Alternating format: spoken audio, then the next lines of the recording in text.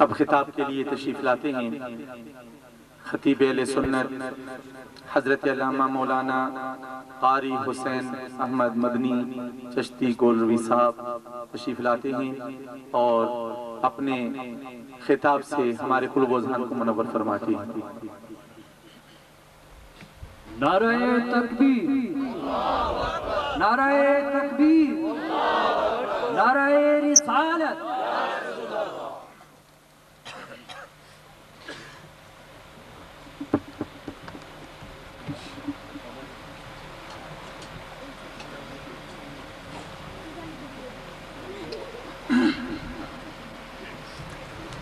الحمدللہ وکفا وسلام علی عبادہ الذین اصطفیٰ، اما بعد، اعوذ باللہ من الشیطان الرجیم، بسم اللہ الرحمن الرحیم۔ یا ایہا الناس قد جاءکم برہان من ربکم وَأَنزَلْنَا إِلَيْكُمْ نُورًا مُبِينًا صدق اللہ العظیم۔ ان اللہ وملائکتہ یصلون علی النبی یا ایہا الذین آمنوا صلوا علیہ وسلموا تسلیما۔ والصلاة والسلام علیک یا رسول اللہ وعلی آلک واصحابک یا سیدی یا حبیب اللہ۔ حمد و صلاۃ کے بعد حضور قبلہ عالم ہمارے درمیان تشریف فرما ہے۔ آپ کی شفقت، صدارت اور آپ کے نظر فیض سے چند باتیں اس آیت کریمہ کے ترجمے کے ساتھ مختصر وقت میں عرض کرتا ہوں۔ وما توفیقی الا باللہ العلی العظیم۔ سب سے پہلے اس پروگرام کے انعقاد پر انتظامیہ اور میزبان خصوصاً ہارون الرشید صاحب مبارکباد کے مستحق ہیں کہ جنہوں نے میلاد مصطفیٰ صلی اللہ علیہ وسلم کا یہاں ان پہاڑوں میں، ان دور دراز راستوں میں اور ان درختوں کے کھیتوں کے درمیان انعقاد کیا ہے۔ اللہ رب العالمین اس محفل کو ہمارے لیے ذریعہ نجات، باعث برکت، باعث عزت، باعث صد افتخار بنائے۔ مشہور آیت کریمہ ہے، پہلے اس کا ترجمہ اور چند ضروری باتیں۔ اللہ رب العالمین فرماتے ہیں، یا ایہا الناس، اے لوگو، قد جاءکم برہان من ربکم، تحقیق تمہارے پاس برہان آ گیا ہے تمہارے رب کی طرف سے۔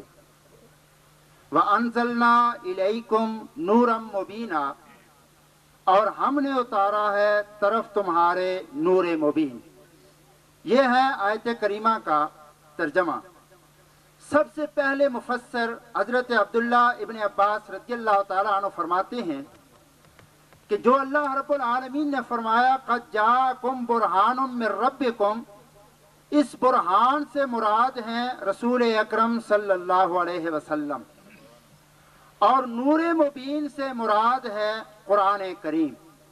یعنی اس آیت کریمہ میں اللہ رب العالمین دو نعمتوں کا ذکر فرماتے ہیں۔ فرماتے ہیں کہ اے دنیا والو، اللہ رب العالمین نے تمہیں دو نعمتیں عطا کی ہیں۔ یا اللہ وہ کون سی ہیں؟ فرمایا پہلے ہم نے تمہیں نبی عطا فرمائے ہیں اور اس کے صدقے سے قرآن عطا فرمایا ہے۔ حکم سے ایک اور بات تمہارے سامنے عرض کرتا ہوں کہ اللہ رب العالمین فرماتے ہیں تمہارے پاس آ گئے ہیں۔ ایک اور آیت میں فرماتے ہیں لقد جاءکم رسول، کہ البتہ تحقیق تمہارے پاس رسول آ گئے ہیں۔ ایک اور آیت میں فرماتے ہیں دوسرے مقام پر قد جاءکم من اللہ نور، کہ تحقیق تمہارے پاس نور آ گئے ہیں۔ بے شمار آیات ہیں جن میں آمد کا ذکر ہے۔ تو یہاں آنے میں آپ کیا معنی کریں گے کہ وہ آئے ہیں؟ اللہ رب العالمین فرماتے ہیں من انفسکم، وہ تم میں سے آئے ہیں۔ تو آنے سے کیا مراد ہے؟ ایک ظاہری معنی ہے کہ وہ آئے ہیں، دوسرا باطنی معنی ہے۔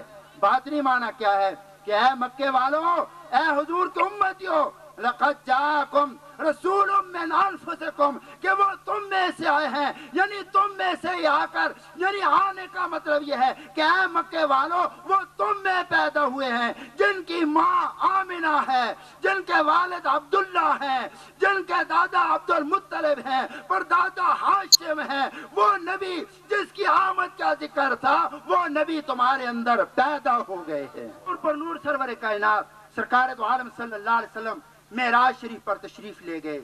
अल्लाह रब्बुल आलमीन ने नमाजें अता फरमाई कि हर एक ने नमाज पढ़नी है।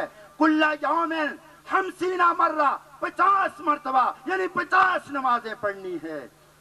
और फिर जब हजरत मूसा अलैहिस्सलाम की तरफ बढ़ते हैं तो मूसा अलैहिस्सलाम ने इरशाद फरमाया कि आपकी उम्मत ला तस्ततील उम्मत का, आपकी उम्मत इतनी ताकत नहीं रखती। इरजे इला रब्बिक फसलो तखफीफ, इसकी कमी का जाकर आप इरशाद फरमाएं, वसीला पकड़ें। अल्लाह रब्बुल आलमीन यकीनन आपके वसीले को रद्द नहीं फरमाएगा। मेरे आका अलैहिस्सलाम ने ये नहीं फरमाया कि ऐ मूसा ये क्या करते हो तुम, मुझे अल्लाह ने दे दी है। वहां उसके सामने तो कोई चूनो चरा नहीं कर सकता, वहां कोई बोल नहीं सकता, वहां कोई कह नहीं सकता, वहां तो किसी का कोई मामला चल ही नहीं सकता, वो अल्लाह है। लेकिन मूसा अलैहिस्सलाम को यह मालूम था कि मेरे नबी जाएंगे, अल्लाह मानेगा। जब मेरे आका अलैहिस्सलाम तशरीफ लाए तो फरमाया ऐ मेरे महबूब, फिर आ गए। फरमाया हाँ ऐ अल्लाह, ये 50 नमाजें हैं, रात दिन में पढ़नी हैं। अहादीस के 2 अल्फाज हैं, या 10 को माफ कर दिया या 5 को माफ कर दिया। अगर 5 हैं तो 9 मरतबा मेरे आका अलैहिस्सलाम तशरीफ लाए, आते रहे जाते रहे, आते रहे जाते रहे। मेरे आका अलैहिस्सलाम जब 5 लेकर आए तो मूसा अलैहिस्सलाम ने वही लफ्ज़ दोहराया। मेरे आका अलैहिस्सलाम ने फरमाया जी अल्लाह ने मुझे तोहफा दिया है, अब मुझे शर्म आती है, मैं कैसे जाऊं। अल्लाह रब्बुल आलमीन ने फरमाया मेरे नबी, मेरे पास 50 नमाजें थी, तेरे जरिए से 5 हो गई, लेकिन जो आपका उम्मती ये 5 अदा करेगा, सवाब 50 का अता करूंगा। और ये इस दुनिया में तखफीफ है, ये इस दुनिया में मेरे नबी का सदका है। और मेरे आका अलैहिस्सलाम का सदका अगर मानना है तो अलग बात है, उलमाए किराम ने भी बयान फरमाना है।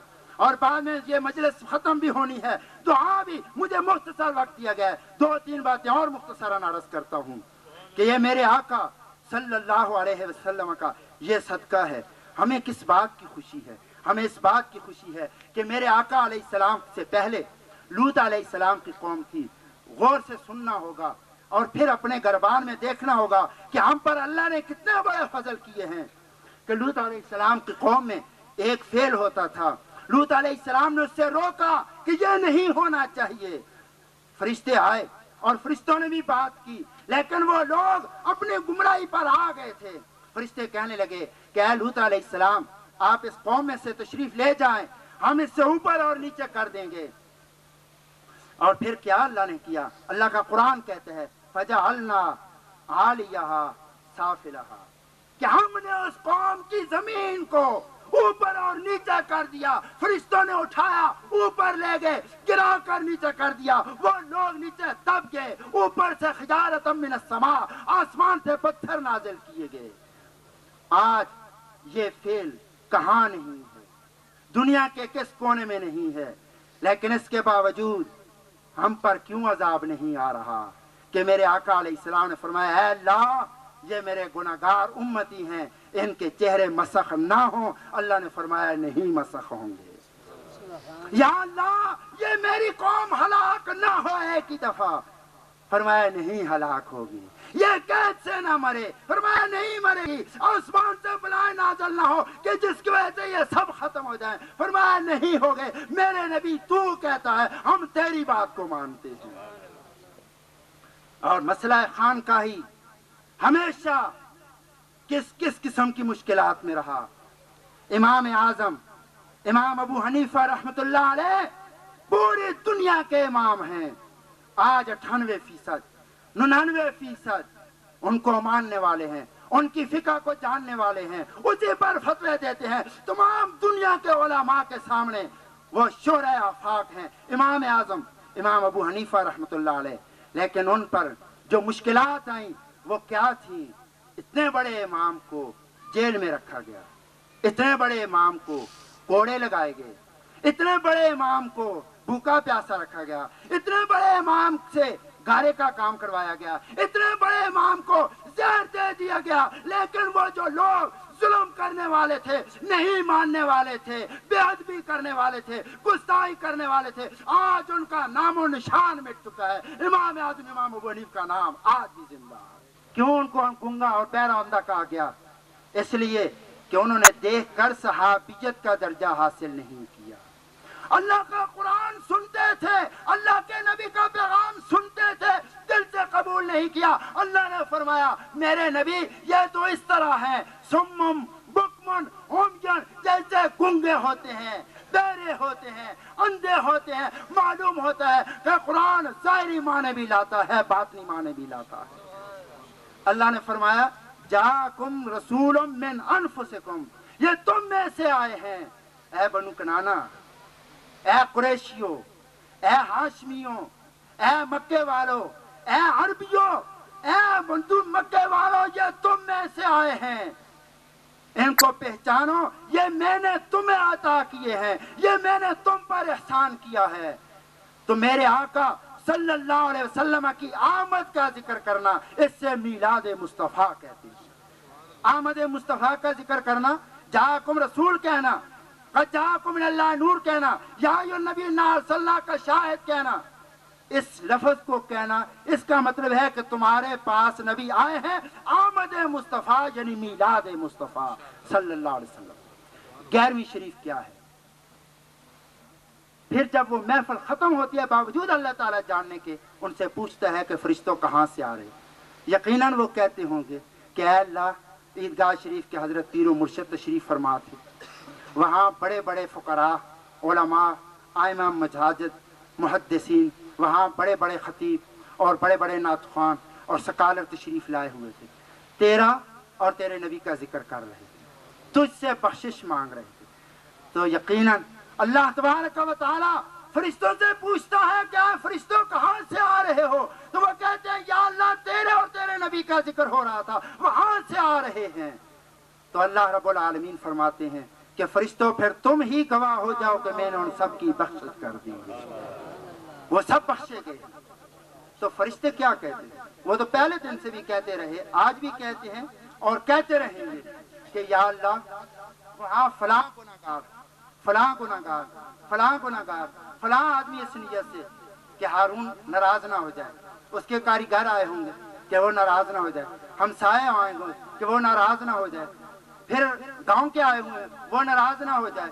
کچھ نیت ایسی تھی، کچھ آئے ہیں کہ حضرت صاحب کی زیارت فرمائیں گے، کچھ آئے ہیں کہ نعت شریف سنیں گے، کچھ آئے ہیں تلاوت سنیں گے، کچھ آئے ہیں دعا میں شریک ہوں گے، اور کسی کا کیا مقصد، کسی کا کیا مقصد، ہزاروں جنازوں میں جیب کاٹنے والے بھی آ جاتے ہیں، جوتیاں چرانے والے مسجدوں میں پہنچ جاتے ہیں، لیکن اچھے اور برے سب آتے ہیں۔